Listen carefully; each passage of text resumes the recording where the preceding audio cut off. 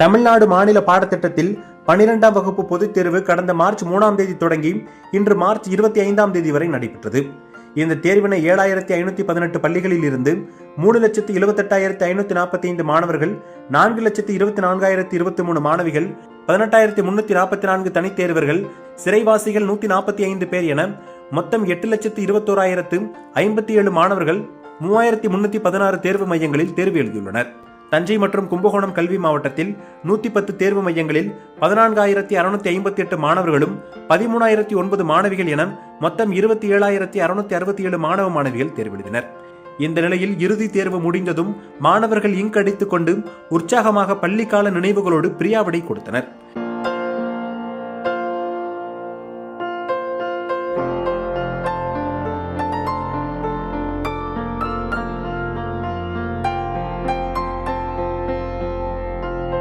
தேர்வுகளின் விடைத்தாள்கள் அந்தந்த மாவட்டங்களில் பாதுகாப்பாக வைக்கப்பட்டுள்ளது.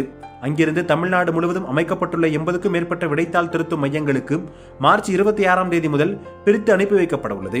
அதன் பின்னர் விடைத்தாள் திருத்தும் மையங்களில் ஏப்ரல் 4ஆம் தேதி முதல் 17ஆம் தேதி வரை முதன்மை விடைத்தாள் திருத்துபவர்களாக நியமிக்கப்படும் அனுபவம் வாய்ந்த முதுநிலை பட்டதாரி ஆசிரியர்கள் விடைத்தாள் திருத்தம் செய்ய உள்ளனர். அதன் பின்னர் மாணவர்களின் மதிப்பெண்கள் பதிவேற்றம் செய்யப்பட்டு வரும் மே 9ஆம் தேதி தேர்வு முடிவுகளை பள்ளிக்கல்வித்துறை வெளியிட உள்ளனர்.